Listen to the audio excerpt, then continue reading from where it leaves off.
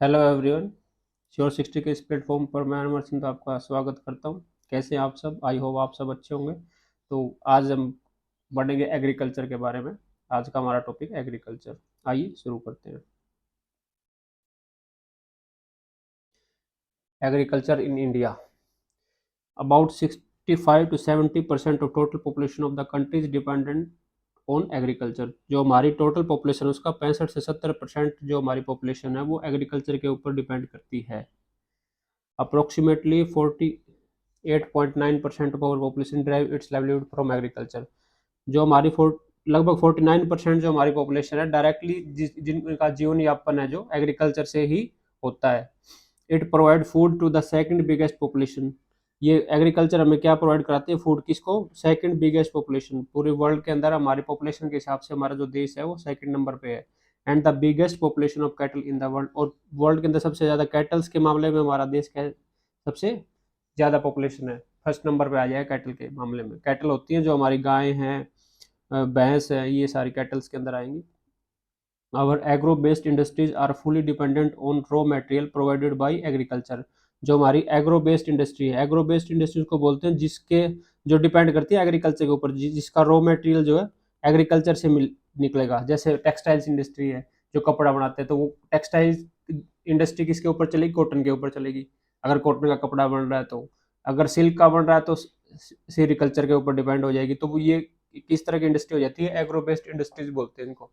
जैसे ब्रेड बनाने वाली इंडस्ट्री है, तो ब्रेड का किसका बनेगा? व्हीट का बनेगा। तो ये किसके ऊपर बेस्ड हो जाएगी? एग्रो बेस्ड हो जाएगी।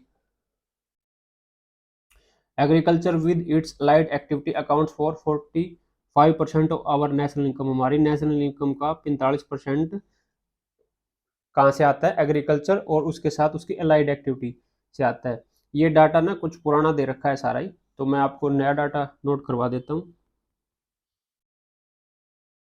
जो हमारा इकोनॉमिक सर्वे आता है 2021-22 का, तो उसके हिसाब से लिखवा रहा हूँ डाटा। इंडिया के अंदर एम्प्लॉयमेंट, एग्रीकल्चर से कितने परसेंट एम्प्लॉयमेंट मिला हुआ?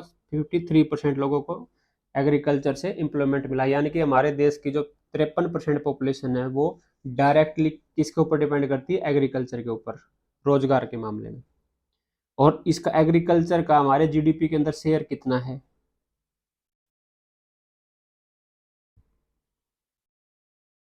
जीडीपी के अंदर शेयर हमारा 14%। इतनी पॉपुलेशन इतनी इन्वॉल्व है, लेकिन कंट्रीब्यूशन कितना है इस सेक्टर का? सिर्फ 14%। एग्रीकल्चर या उससे रिलेटेड जो अलाइड एक्टिविटीज हैं इनका टोटल का देखेंगे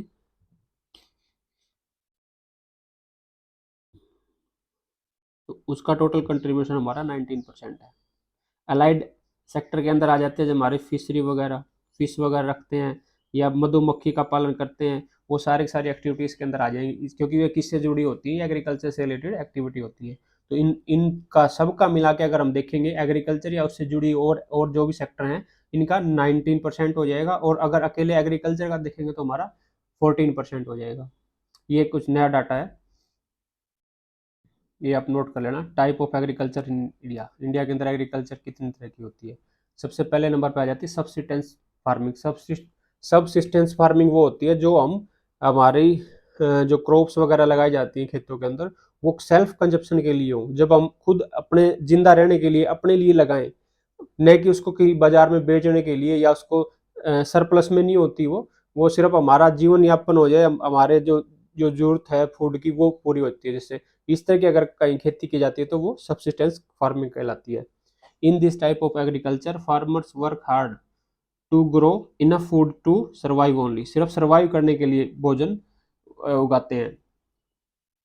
इन this type of farming the produce is consume mainly by farmer and his family. तो इस तरह की फार्मिंग के जो भी प्रोडक्शन होता है उसको मेनली किसके द्वारा कंज्यूम किया जाता है? फार्मर या उसकी फैमिली के द्वारा ही कंज्यूम कर लिया जाता है। There remains no surplus to sell in the market. Market में बेचने के लिए उनके पास किसी तरह का कोई सरप्लस नहीं होता। तो इसमें मान के चलिए जैसे वीट वगैरह है, वीट है, राइस है, मेज मक्का है, ज्वार है, ये इस तरह की फसल लगाई जाती है जिसका सेल्फ कंजप्शन हो जाए। जैसे ज्वार लगा ली तो वो किसके लिए, अपने जो घर पे उन्होंने फैमिली ने जो पशु रख रखे उस उनका ही काम चलता है, उनको सेल करने के लिए नहीं लगाई जाती है ज्वार। मेज है, मेज सबसे ज्यादा मेज कहाँ होता है, यूएसए के अंदर। वहां पर क्या होते हैं, सुअर फार्म बहुत होते हैं, तो सुअरों के लिए के लिए ये मेज डालते हैं, मक्का खिलाते हैं उनको पोर्क के लिए।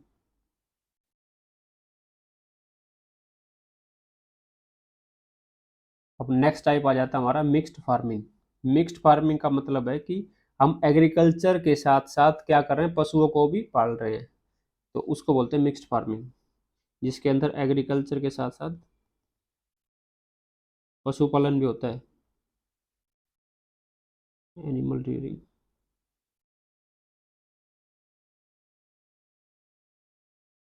पशुपालन, the combination of agriculture and pastoral farming is called mixed farming. Animal rearing को पास्टोरल फार्मिंग भी बोलते थे। पास्टोरल का मतलब होता है घास चरागाह। Pastoral farming is called mixed farming. In this type of farming, cultivation of crops and rearing of animals are done together on the same farm. एक ही फॉर्म पर, एक ही खेत के अंदर कल्टीवेशन भी किया जाता है क्रॉप्स का और एनिमल्स को भी पाला जाता है। तो ऐसे ही अगर सिस्टम हो रहा है तो उसको बोलते हैं मिक्स्ड फार्मिंग। जैसे उदाहरण के लिए सबसे ज्यादा यूज होता है जो राइस चावल की खेती होती है, उसमें साथ में क्या कर लिया जाता है, मछली पालन कर लिया जाता है। तो राइस के साथ में क्या हो जाता है, मछली पालन भी हो जाता है। एक मिक्स्ड फार्मिंग होता है, एक मिक्स्ड एग्रीकल्चर होती है, दोनों शब्द अलग अलग हैं, तो इससे कंफ्यूज मत होना। Mixed agriculture,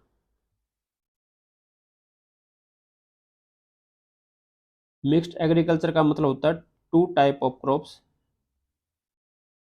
eight a time, एक ही टाइम पे दो तरह की क्रॉप का लगाना एक ही फील्ड के अंदर, उसको बोलते हैं मिक्स्ड एग्रीकल्चर। कि हमने एक समय पे एक जमीन के टुकड़े के ऊपर दो तरह की फसल लगा दी एक ही साथ, तो उस तरह की अगर फार्मिंग की जाती है तो उसको बोलते हैं मिक्स्ड एग्रीकल्चर, न कि मिक्स्ड फार्मिंग। मिक्स्ड फार्मिंग के अंदर क्या होगा, एनिमल रियरिंग होगा। इसका उदाहरण जैसे हम कह सकते हैं वीट और साथ में मस्टर्ड, गेहूं और सरसों साथ में लगाई जाती है, क्योंकि दोनों की दोनों कैसे हैं, रबी की फसल है हमारी और एक साथ होती है। तो इसमें क्या होता है, मस्टर्ड जो होती है इसका हार्वेस्टिंग टाइम पहले होता है, ये जो वीट है उससे एक डेढ़ महीना पहले कट जाती है। तो इस और इसका जो पेड़ होता है वो बहुत बड़ा होता है, इसका पेड़ ऊपर रहता है, वीट है जो नीचे रह जाएंगी। तो फिर इसको इसका हार्वेस्ट करके फिर उसके बाद वीट रह जाती है, फिर वीट का हार्वेस्टिंग हो जाता है। तो दोनों फसलें लगाई जाती है, नॉर्थ इंडिया के अंदर तो बहुत लगाई जाती है।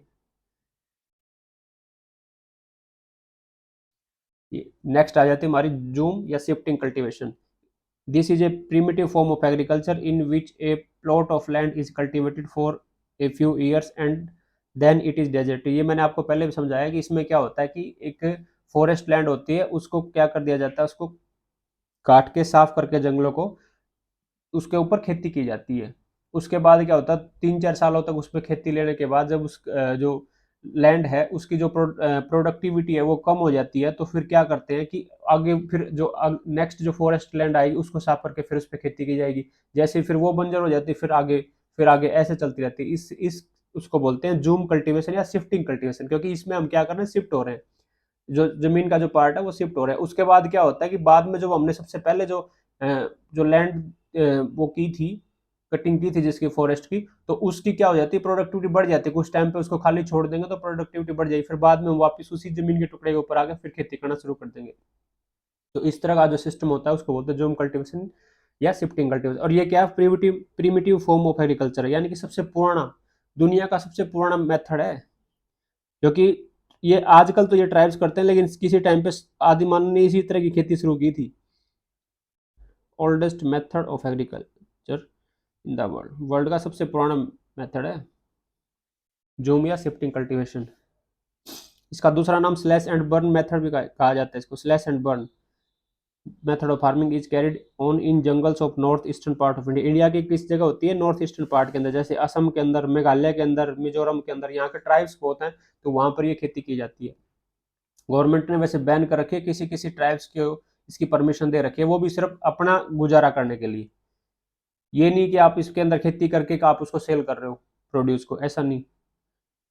ए plot of land is clear for cultivation, cultivation के लिए एक प्लॉट को क्या किया जाता है, क्लियर किया जाता है। एज द यील्ड डिक्रीज, जैसे जैसे उसका उत्पादन घटता है 2 या 3 साल के बाद, the plot is abundant, plot को क्या किया जाता है, खाली छोड़ दिया जाता है। And A fresh clearing is made, और एक नई जो जमीन का टुकड़ा उसको क्या किया जाता है, क्लियर किया जाता है। मैक्सिमम कहाँ होती है हमारे इंडिया के अंदर, ये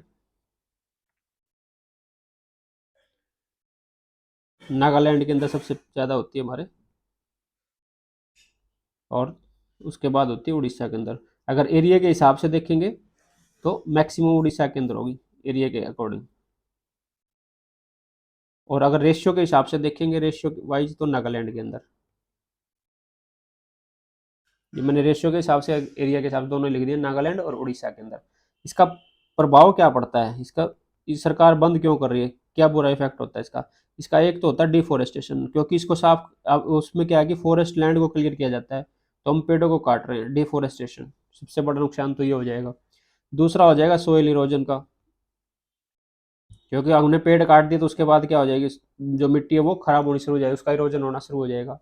तीसरा कारण होता है फ्लड, क्योंकि जो हमारे पेड़ हैं ये इसको रोकते हैं फ्लड को। अगर किसी कोई भी प्लेन एरिया मिल जाएगा तो बाढ़ सबसे ज़्यादा चांस आएंगे, बारिश ज़्यादा हो जाएगी तो सोइल इरोजन हो जाएगा। ये इसके कुछ प्रभाव हैं जो बुरे प्रभाव पड़ते हैं ज़मीन के ऊपर, तो इस वजह से सरकार ने इसको बैन कर रखा है। एक्सटेंसिव फार्मिंग, ये सिस्टम क्या होता है, ये हमारे इंडिया के अंदर नहीं होता, ये बाहर मिलता है, बाहर के देशों में। एक्सटेंसिव फार्मिंग, एक्सटेंसिव का मतलब होता है विस्तृत रूप से जो खेती की जाती है, जिसमें बहुत बड़े एरिया के ऊपर खेती की जाती है, उसको बोलते हैं एक्सटेंसिव फार्मिंग। एक होता है इंटेंसिव फार्मिंग, इसके नेक्स्ट आ जाएगा इंटेंसिव फार्मिंग। ये दोनों का कंपैरिजन करके पढ़ोगे तब बात समझ में आ जाएगी और अच्छे से, आके इंडिविजुअली पढ़ने से नहीं समझ आती, तो इसलिए मैंने इकट्ठा लिख रखा है इसको, तो आपको बात समझ आ जाएगी। इसका कंपैरिजन करके देखना। It is a system of farming in which cultivator use A limited amount of labour and capital on a relative large area. इसके अंदर ये फार्मिंग का एक ऐसा सिस्टम होता है जिसके अंदर कल्टिवेटर जो फसल उगा रहा है वो क्या करता है, एक बहुत बड़े एरिया के ऊपर क्या लगाता है, limited amount of labour, labour की बहुत ही कम और कैपिटल की बहुत ही कम मात्रा लगा के, मतलब बहुत कम लेबर लगेगी, बहुत कम कैपिटल लगेगी, और एक बहुत बड़े एरिया के ऊपर खेती की जाती है। इस तरह के सिस्टम को बोलते हैं एक्सटेंसिव फार्मिंग। इसके अंदर लेबर इंटेंसिटिव नहीं होती है, ये लेबर बहुत कम लगती है इसके अंदर। This type of agriculture is practice in country where population size is small and land is enough. ये उन देशों में की जाती है जहां पॉपुलेशन का साइज क्या बहुत छोटा है, जहां पॉपुलेशन बहुत कम है, और लैंड क्या है बहुत ज्यादा है। Here per hectare yield is low, यहाँ पर जो प्रोडक्शन है वो पर हेक्टेयर बहुत कम होता है, but overall production is in surplus due to less population. लेकिन ओवरऑल जो प्रोडक्शन की बात करें वो उनके पास क्या होता है, जहां भी होता है वो सरप्लस में होगा, कि बहुत होती है, क्योंकि पॉपुलेशन बहुत कम है उसको कंजम्पशन करने के लिए, उसका उपभोग करने के लिए बहुत कम है। Agriculture is done with the help of machine, और एग्रीकल्चर किसके मदद से की जाती है इसके अंदर, मशीनों की मदद से। तो मशीनें सबसे ज्यादा यूज होती हैं, तो इसलिए इसको क्या बोलते हैं, टेक्निकल एग्रीकल्चर भी बोल देते हैं कई बार, टेक्निकल एग्रीकल्चर की जाती है। ये क्या होता है, ये सबसे ज्यादा जो बड़े बड़े हमारे कंट्री कहाँ कहाँ होती है वो उससे समझ आ जाएगा आपको। जैसे रसिया है, रसिया, कनाडा, यूएसए, ऑस्ट्रेलिया, अर्जेंटीना, इस तरह के जो देश हैं वहां पर ये की जाती है, जहाँ की पॉपुलेशन बहुत कम है और जमीन बहुत ज्यादा है। वहाँ एक एक किसान के पास 5-5 हजार किले जमीन होती, 5-5 हजार एकड़ जमीन होती है उसके पास।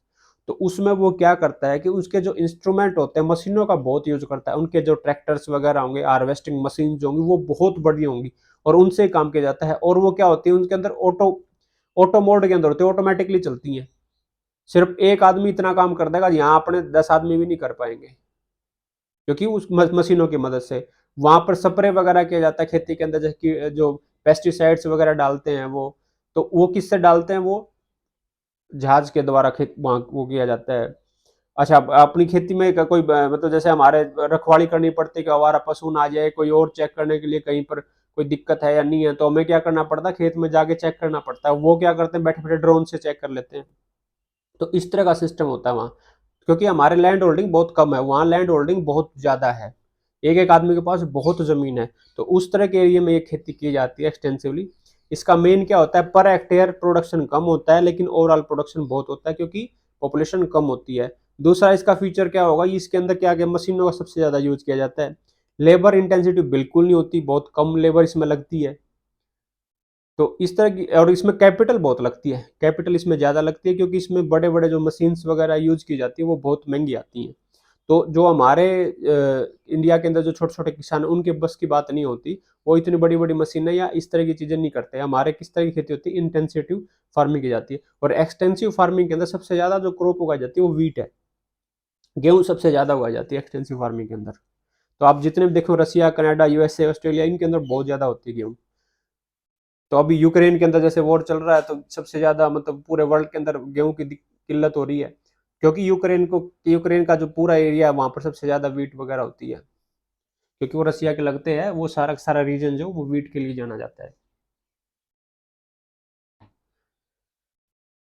अब देख लेते हैं इंटेंसिव फार्मिंग कहाँ होती है, हमारे होती है।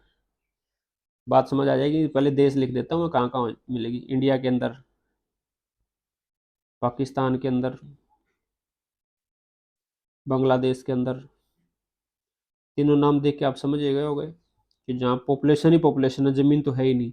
जापान के अंदर, जर्मनी के अंदर। तो ये कुछ ऐसे देश हैं जहाँ इंटेंसिव फार्मिंग की जाती है। It is a system of farming in which cultivator use large amount of labour, जिसके अंदर लेबर की बहुत ज़्यादा मात्रा लगती है, और large amount of labour and capital on a relative small area. ये क्या होती है, बहुत ही छोटे एरिया के ऊपर बहुत ज़्यादा लेबर की यूज होती है। ज़्यादातर क्या होती है, ये लेबर कहाँ से आती है, फैमिली के सारे मेंबर मिलके काम करते हैं।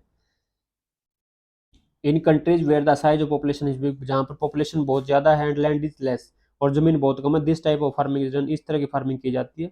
एक्चुअली 2 और 3 crops are grown due to demand of food for the large size of population. जो पॉपुलेशन के बहुत बड़ा साइज होने की वजह से डिमांड बहुत होती है भोजन की, उसकी वजह से 2 या 2 से अधिक क्रॉप इसके अंदर एनुअली उगाई जाती है। एक साल के अंदर 2 या 2 से अधिक क्रॉप उगाई जाती है। इस तरह का कॉम्बिनेशन बनाया जाता है, मान के चलो इसको जैसे क्रॉप कॉम्बिनेशन भी बोलते हैं, इसके अंदर करना पड़ता है।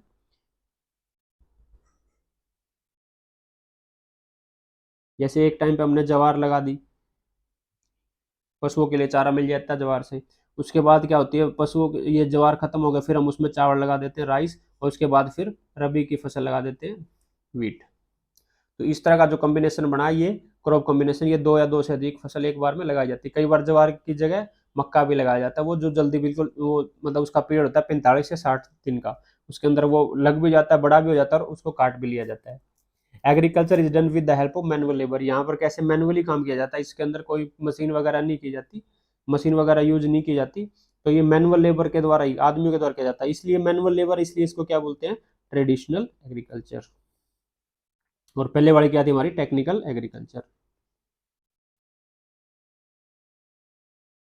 ये ट्रेडिशनल एग्रीकल्चर हो जाएगी। अच्छा, पर हेक्टेयर प्रोडक्शन इसके अंदर क्या होगा, मैक्सिमम होगा, मैक्सिमम पर हेक्टेयर प्रोडक्शन।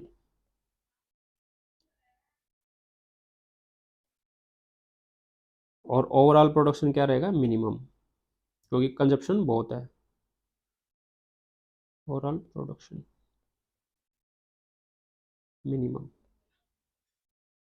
तो इंटेंसिव और एक्सटेंसिव में यही फर्क है, इसमें कम प्रोडक्शन की कंपैरिजन करिए, पर हेक्टेयर का कंपैरिजन करिए, और इसके अंदर मैनुअल लेबर लगती है, उसके अंदर मशीनों का यूज किया जाता है, इसके अंदर कैपिटल बहुत कम लगती है, क्योंकि हमारे पास होती नहीं कैपिटल लगाने, उसके लिए उसके अंदर कैपिटल बहुत कम लगती है।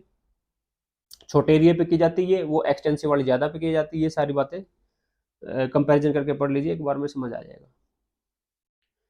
Plantation agriculture, in this type of agriculture trees and bushes are planted on huge estate, बड़े बड़े जगह पे बड़े बड़े एरिया के अंदर बस बुशेज और ट्रीज, पेड़ क्या किए जाते हैं, लगाए जाते हैं। प्लांटेड का मतलब होता है एक पेड़ होता है, पहले उसको क्या किया जाता है, लगाया जाता है। उस इस तरह की प्लांटेशन को क्या कहेंगे, मतलब एग्रीकल्चर को क्या कहेंगे, प्लांटेशन एग्रीकल्चर, जिसके अंदर पूरा पूरा प्लांट का प्लांट लगाया जाता है। जैसे कलम वगैरह से तैयार करके उसको प्लांट को फिर उसको लगाया जाता है। ये सिंगल क्रॉप, इसके अंदर कोई बीज वगैरह नहीं लगाया जाता है कि बीज लगा के हम मतलब बीज को उगा रहे हैं, ऐसा नहीं होता। इसके अंदर पहले पेड़ तैयार किया जाता है, उसके बाद वो किसी जगह पे जाके लगाया जाता है। नर्सरी वगैरह में या कहीं भी पेड़ तैयार करते हैं उसके बाद लगाते हैं। ये single crop like rubber, sugarcane, coffee, tea and banana is grown, इस तरह की जो सिंगल क्रॉप है वही लगती है। ये नहीं कि उसके अंदर आप 2 या 2 से अधिक साल के अंदर फसलें लगा के कम करोगे, नहीं। उसके अंदर जो पेड़ आपने लगा दिया उसमें क्या होगा, पहले आप एक पेड़ लगाओगे उसके बाद हर साल वो फ्रूट देता रहेगा। तो इस तरह की एग्रीकल्चर होती है। जैसे रबड़, अगर हमने रबड़ के प्लांट लगा दिए तो लगेंगे, वो हर साल हमें क्या रबड़ प्रोवाइड कराते रहेंगे। ये नहीं कि हमने एक साल रबड़ प्रोवाइड किया उसके बाद काट के कोई दूसरी फसल लगाई, नहीं। शुगर केन का भी ऐसे सिस्टम होता है, गन्ना जो होता है हम उसको एक बार लगा देते हैं उसके बाद वो अगले 2 या 3 साल तक तो फसल देता ही देता है। कॉफी, टी, बनाना, ये सारे सारे इसके उदाहरण हैं। These crops are major items of export. ये जो क्रॉप्स हैं जो भी लगाई जाती है, क्या किसके आइटम है, एक्सपोर्ट के। इसको हम क्या करते हैं, एक्सपोर्ट करते हैं, देश से बाहर भेज देते हैं इसको।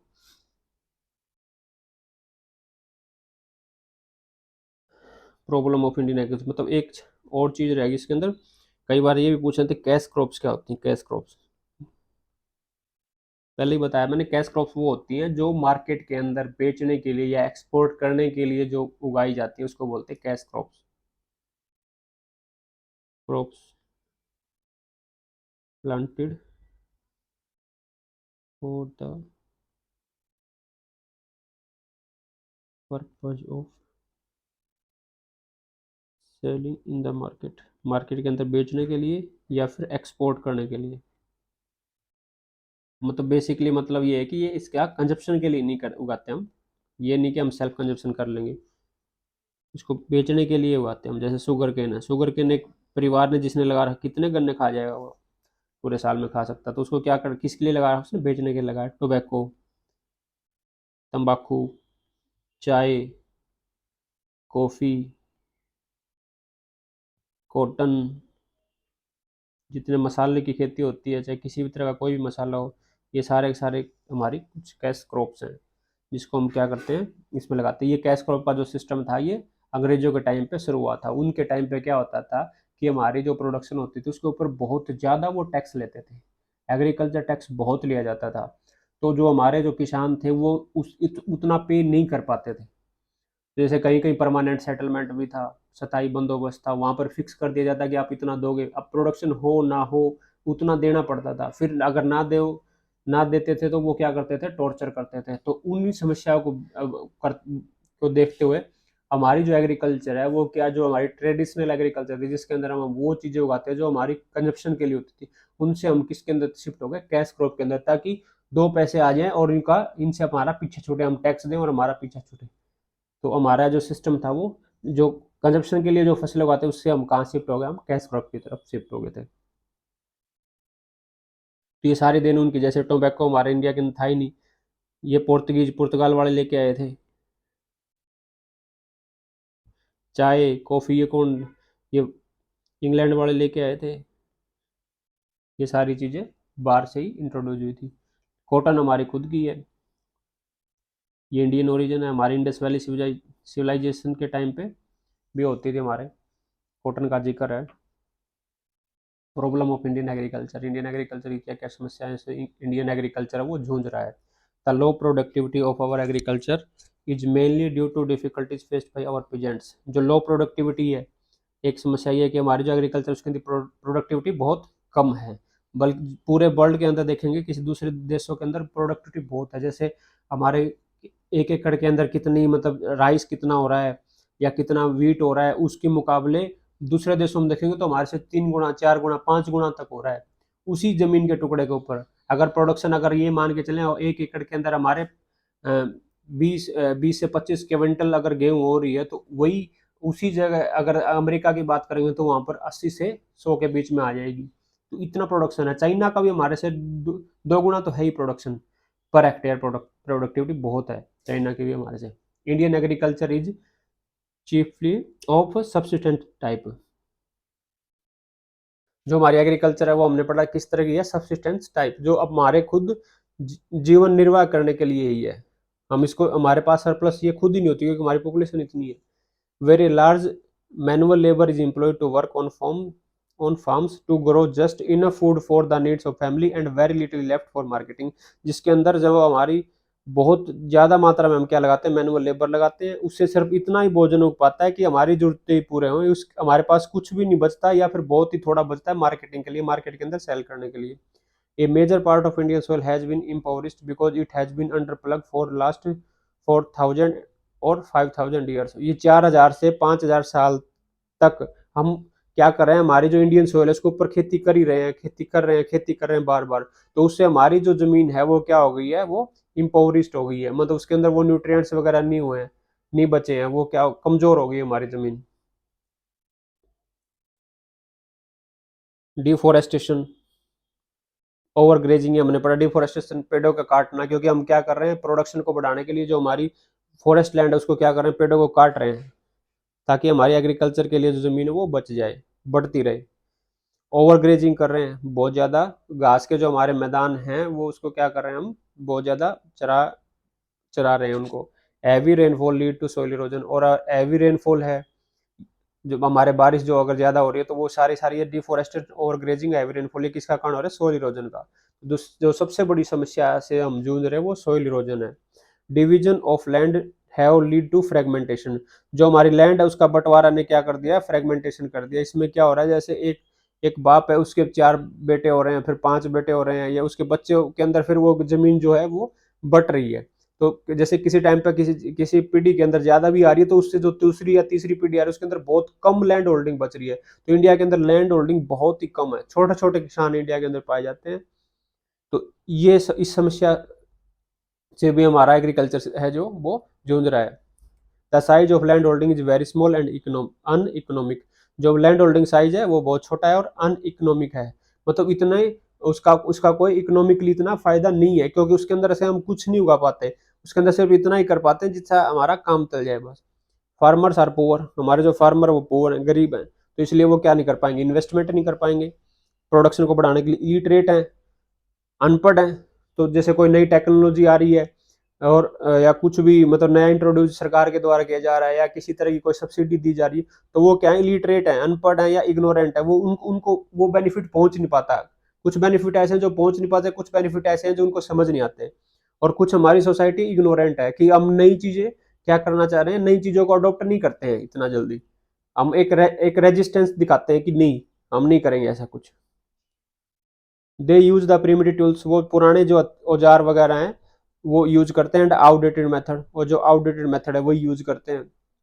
दे lack financial credit and investment, उनको क्या नहीं मिलता, फाइनेंशियल क्रेडिट और इन्वेस्टमेंट में भी लैक करते हैं। क्योंकि इन्वेस्टमेंट क्यों लगा पाते हैं, क्योंकि पुअर हैं। सरकार की तरफ से जो जो उनको पैसा प्रोवाइड किया जाता है, जैसे किसान क्रेडिट कार्ड वगैरह है या कुछ और है, तो उसके लिए जो भी फॉर्मेलिटीज वगैरह बैंक की होती हैं, कई किसान होते हैं जो वो पूरी नहीं कर पाते, या फिर कई की बार क्या होता है कि फाइनेंशियल क्रेडिट ले लेते हैं तो उसको वो भरते नहीं, मतलब उसको कहीं ना कहीं और जैसे कोई शादी वगैरह आ जाती है या मकान बना लेना या कुछ ऐसी चीजों के अंदर उसको यूज कर लेते हैं, उसके बाद एग्रीकल्चर प्रोडक्शन हमारा जैसा है वैसा ही रहेगा, तो उसके बाद हम पे नहीं कर पाते तो हमारा रिकॉर्ड खराब हो जाता है। उसके बाद फिर हम जूझ रहे होते हैं आगे, आगे में मिल ही नहीं रहा होता क्रेडिट। तो ये सारी समस्याएं हैं जिससे हम जूझ रहे हैं।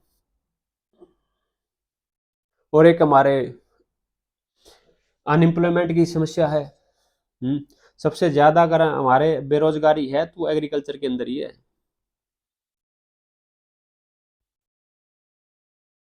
लेकिन हमारे एग्रीकल्चर के अंदर एक विशेष तरह की बेरोजगारी है, जिसको बोलते हैं हम डिसगाइज्ड अनएम्प्लॉयमेंट, छिपी हुई बेरोजगारी, ऐसी बेरोजगारी जो दिखती नहीं है। इसमें क्या होता है कि हमारे अगर कोई भी किसान है, अगर वो अकेला खेती कर रहा है, उसके घर में कोई और सदस्य नहीं है खेती करने के लिए, अकेला ही कर रहा है, तो उसमें क्या होगा, तो वो और एक और देख लेते हैं, एक और है हमारे सीजनल अनएम्प्लॉयमेंट, जो जिसके अंदर आपको सीजन के हिसाब से काम मिलेगा और सीजन के बाद नहीं होगा। तो उसके अंदर क्या है, वो आदमी जो काम कर रहा है उसके पास सीजन टू सीजन ही काम होगा। उसमें हमारे क्या होता है, जैसे मतलब चावल है, चावल को हम लगा रहे हैं, तो उस टाइम पे हमें लेबर की जरूरत होती है जो चावल हमारी खेत में लगाएगी। उसके बाद जब तक उसका हार्वेस्टिंग नहीं होता है, उसके बीच का जो 3 से 4 महीनों का जो पीरियड होता है उसके अंदर कोई भी काम नहीं होता।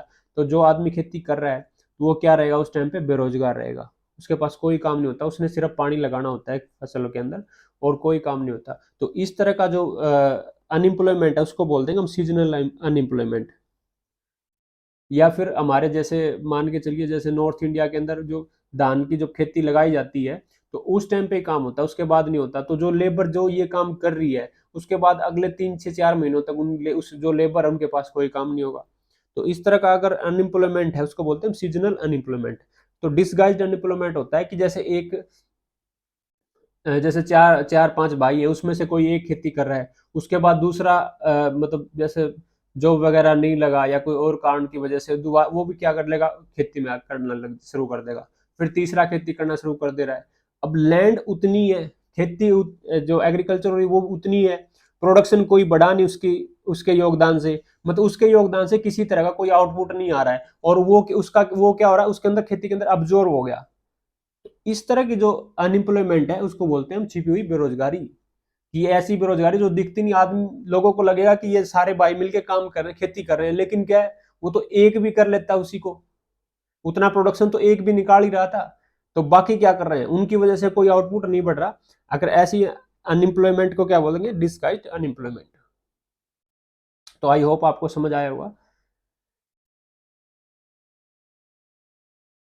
प्रॉब्लम्स ऑफ इंडियन एग्रीकल्चर, और क्या क्या प्रॉब्लम है, गुड सीड्स, हमारे अच्छे बीज नहीं प्रोवाइड किए जाते, या कई बार डुप्लीकेट बीज भी प्रोवाइड करवा दिए जाते हैं।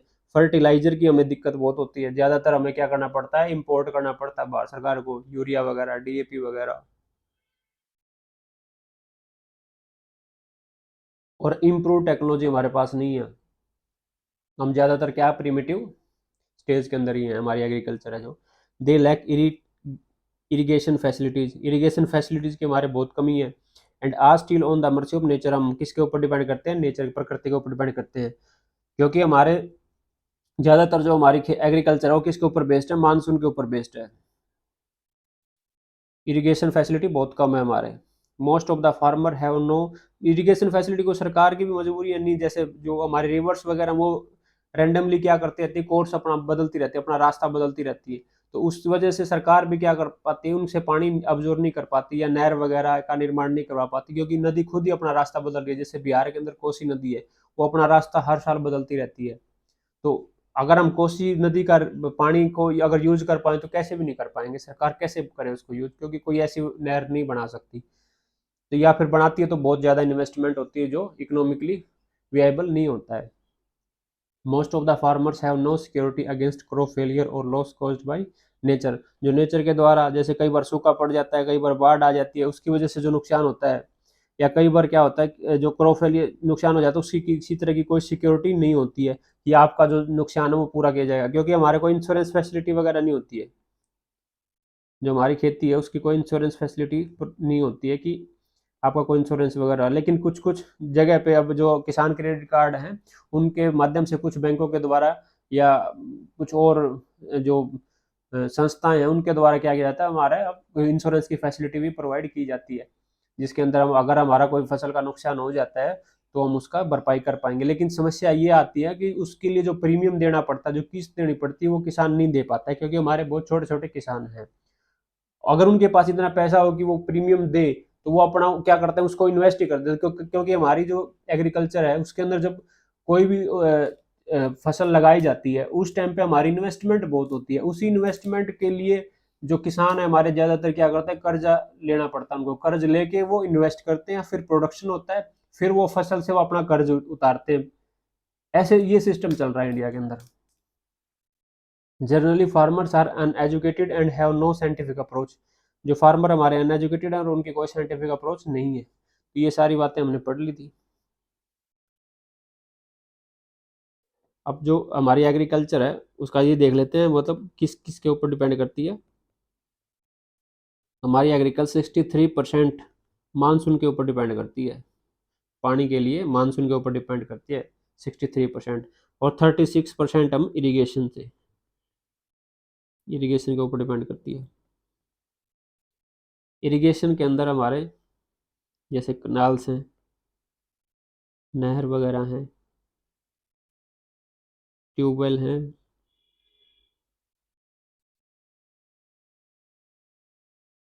वेल जो कुएं वगैरह बनाए जाते हैं, या टैंक वगैरह हैं जिसमें पानी को स्टोर किया जाता है, बारिश वगैरह का पानी स्टोर कर लिया या किसी तरह से कोई पानी का सोर्स है वहाँ पर इकट्ठा कर लिया जाता है।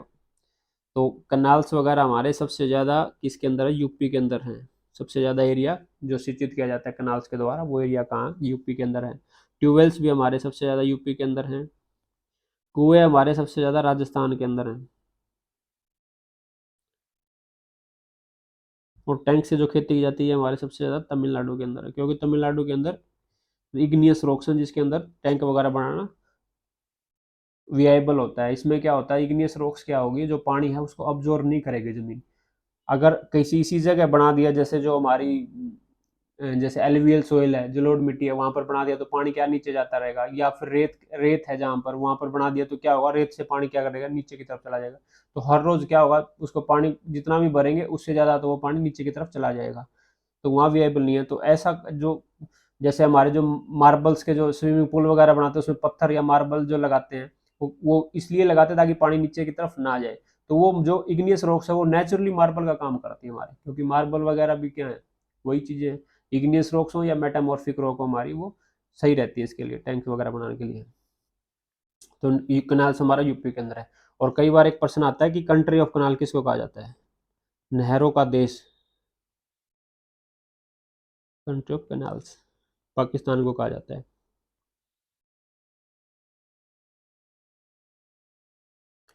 Crop season in India, India के अंदर क्रॉप सीजन 3 तरह की क्रॉप उगाई जाती है इंडिया के अंदर। सबसे पहले एक रबी, खरीफ और जायद, ये 3 तरह की जाती फसल हमारे उगाई जाती है। अब रबी को देख लेते हैं। रबी जो है, this season start after rainy season, ये रेनी सीजन के बाद ये जो सीजन होता है ये शुरू होता है। रेनी सीजन के बाद तो नहीं है, रेनी सीजन के बाद नहीं, बल्कि इसको बोलते हैं रिट्रीटिंग मानसून, जो हमारी लौटती हुई मानसून होती है उसके बाद ये शुरू होता है। जो हमारी मानसून है जो लौट जाती है, ये लगभग 30 सितंबर, 30 सितंबर जो अभी जो टाइम चल रहा है, इस टाइम पे हमारी जो मानसून है ये लौट रही है।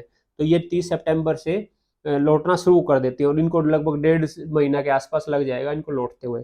तो इसके बाद ये सीजन शुरू होता है हमारा। मतलब शोविंग बिगिंस इन सितंबर अक्टूबर, ये सितंबर अक्टूबर से शुरू हो जाती है। सितंबर अक्टूबर नहीं है, ये होती है अक्टूबर से नवंबर के बीच। अक्टूबर नवंबर में ये क्या, इसके अंदर बिजाई होती है। और हार्वेस्टिंग कब होती है इसकी, फरवरी से मार्च के बीच में, फरवरी मार्च। और जैसे गेहूँ नॉर्थ इंडिया के गेहूँ वगैरह अप्रैल तक चली जाती है, फरवरी मार्च से शुरू होकर अप्रैल तक। फरवरी लास्ट में या मार्च के स्टार्टिंग में सरसों वगैरह ये इनकी हार्वेस्टिंग बीजा वो कटाई शुरू हो जाती है। इसके अंदर कौन कौन सी फसलें उगाई जाती हैं, wheat, barley, pulses and some oil seeds are grown in rabi seasons. Barley हमारे जो को बोलते हैं, पल्सीज होता है हमारा चना। तो ये दालें जो होती हैं, पल्सीज दालें।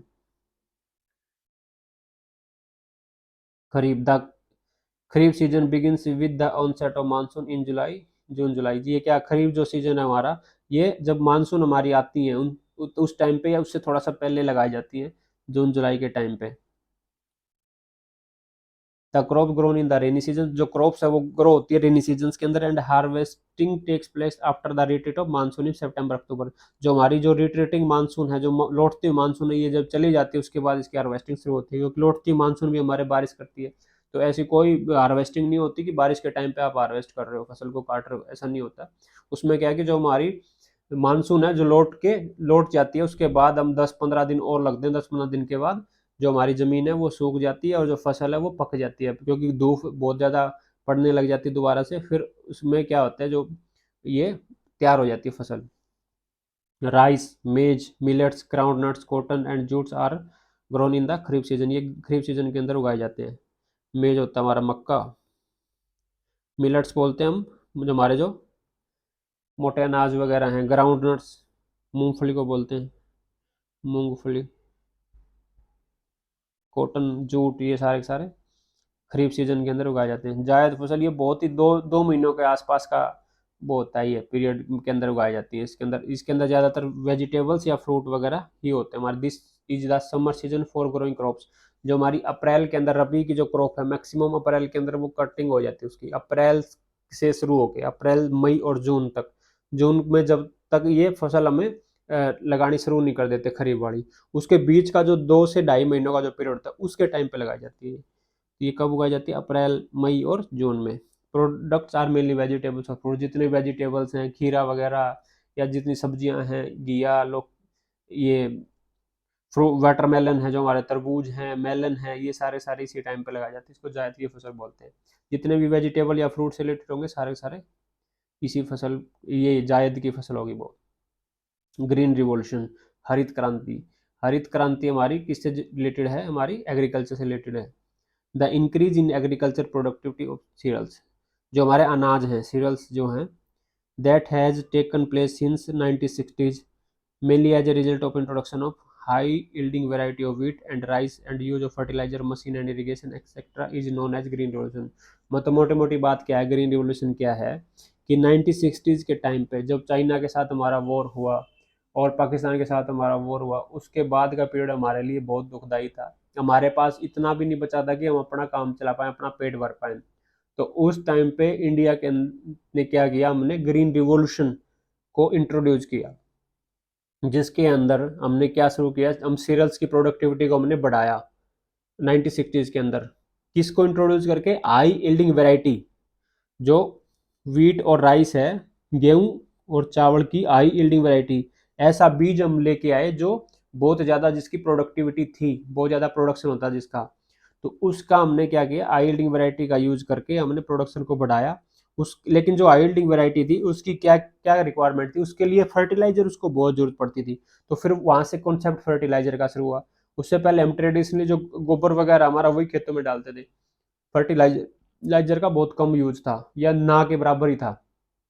इसका यूज हुआ, मशीनों का यूज हुआ, हमारे इरिगेशन की बहुत ज्यादा रिक्वायरमेंट होती है इनको, जो हमारी हाई यील्डिंग वेराइटीज होती हैं। ये सारी चीज़ों क्या जो कॉम्बिनेशंस है उसको बोलते हैं हम ग्रीन रिवॉल्यूशंस। और इसके अंदर एक हमारी पेस्टिसाइड्स का भी बहुत यूज होता है, एक्सेट्रा के अंदर क्या आ जाएगा, पेस्टिसाइड्स वगैरह, पेस्टिसाइड्स वगैरह का भी बहुत यूज हुआ हमारे। जो आज के टाइम पे जो हम एग्रीकल्चर देख रहे हैं, बस यही ग्रीन रिवॉल्यूशन का परिणाम है। जैसे जो आज हो रहा है वही उसके फीचर थे। अगर फीचर की बात करें, जैसे आज भी हम क्या कर रहे हैं, हाइल्डिंग वैरायटी होती है हमारी वीट की और राइस की, फर्टिलाइजर कितना यूज करते हैं हमें ही पता है। मशीन का यूज हो रहा है, हमारे कितने बड़ी बड़ी मशीनें आ रही हैं, इतने बड़े बड़े ट्रैक्टर आ रहे हैं, कितने मतलब इंस्ट्रूमेंट हमने बना रखे हैं आज के टाइम पे। और इरिगेशन, कितनी हमें पानी की जरूरत पड़ती है। अब जैसे चावल है, चावल के लिए लगभग 5,000 से 6,000 लीटर पानी यूज होता है 1 किलो चावल को तैयार करने के लिए। तो इस जो यील्डिंग वैरायटीज के लिए इतनी इरिगेशन की जरूरत पड़ती है हमें। Green revolution has made us self sufficient in food production, क्योंकि ग्रीन रिवॉल्यूशन का जो हमारा एम था वही क्या था, फूड सिक्योरिटी का टारगेट था कि हमें फूड सिक्योरिटी अचीव करनी है। तो हम सेल्फ सफिशिएंट ही नहीं हुए, और ग्रीन रिवॉल्यूशन का परिणाम क्या निकला, हम सेल्फ सफिशिएंट ही नहीं हुए, हमने फूड सिक्योरिटी को अचीव ही नहीं किया, बल्कि हम क्या हो गए, हम एक्सपोर्टर हो गए। आज हम अपनी जरूरतों को पूरा करने के साथ साथ हम क्या करते हैं, एक्सपोर्ट करते हैं, गेहूं को एक्सपोर्ट करते हैं, चावल को एक्सपोर्ट करते हैं। और आज जब यूक्रेन के साथ युद्ध लड़ रहे थे, अब लड़ाई हो रही है, तो इस टाइम पे क्या, और पूरा वर्ल्ड किसको, हमारे इंडिया की तरफ देख रहा था। इंडिया ने जैसे वीट के प्रोडक्शन को बैन कर दिया, फिर चावल के प्रोडक्शन उसको सॉरी प्रोडक्शन के एक्सपोर्ट को बैन कर दिया था, चावल के को बैन कर दिया। तो उसकी वजह से सारे पूरे वर्ल्ड के अंदर क्या हो गया था कि भाई नहीं, चावल हमें चावल प्रोवाइड कराया जाए या वीट प्रोवाइड कराया जाए, ये स्टेप सही नहीं है, ये वो, मतलब इतनी दिक्कत हो रही है आज के टाइम पे वर्ल्ड पे, लेकिन हमारे पास क्या है, सरप्लस के अंदर है। This has only saved our much precious foreign exchange, जिससे हमारा क्या हो गया, जो जो जो हम पहले जो चावल और गेहूं को जो इंपोर्ट करते थे, हम मंगवाते थे, उसके लिए हमें क्या करना पड़ता है, फॉरेन एक्सचेंज को करना पड़ता है, हमारा डॉलर में पे करना पड़ता है हमें। उससे हमारा जो फॉरेन एक्सचेंज है वो क्या होता था, यूज होता था। अब हमारा जो फॉरेन एक्सचेंज का जो पैसा है वो बच गया, हम क्योंकि पहले हम क्या करते इंपोर्ट करते, अब हम खुद सेल्फ रिलायंट हो गए हैं। अब हमारा फॉरेन एक्सचेंज रिजर्व है वो बढ़ रहा है, लेकिन अभी भी हमारा एक, हमें क्रूड ऑयल के लिए हमारा बहुत ज़्यादा पैसा अभी भी वेस्ट हो रहा है, क्योंकि क्रूड ऑयल इंडिया के अंदर इतना है नहीं कि जितनी उसकी डिमांड है। तो उसको क्या, इसके लिए हमें क्या करना पड़ता है, बाहर से इंपोर्ट करना पड़ता है, उसके लिए हमें फॉरेन एक्सचेंज रिजर्व से पैसा देना पड़ता है, जिससे हमारा फॉरेन एक्सचेंज रिजर्व कम हो रहा है। इसी यही वजह है कि हमारा जो पैसा है डॉलर के मुकाबले इतना कमज़ोर है। But it has proved more beneficial to rich farmers only, लेकिन ये जो ग्रीन रिवॉल्यूशन थी, जो रिच फार्मर्स थे उनके लिए ज़्यादा बेनिफिशियल प्रूव हुई है, because it involves a lot of investment, इसके अंदर बहुत ज़्यादा इन्वेस्टमेंट की ज़रूरत होती है। तो जैसे मशीन्स वगैरह लेके आना, तो ये जो आम जो छोटा जो किसान है उसके बस की बात नहीं है, क्योंकि वो कैपेबल नहीं है उसके लिए। तो इसके अंदर फ़ायदा सबसे ज़्यादा उसी को हुआ जो कैपेबल था, उसको ज़्यादा फ़ायदा हुआ है।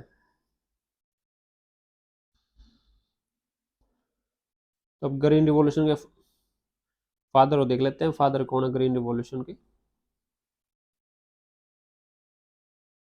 अगर हम पूरे वर्ल्ड की बात करें तो ग्रीन रिवॉल्यूशन को इंट्रोड्यूस करने वाले थे नॉर्मन बोरलॉन्ग।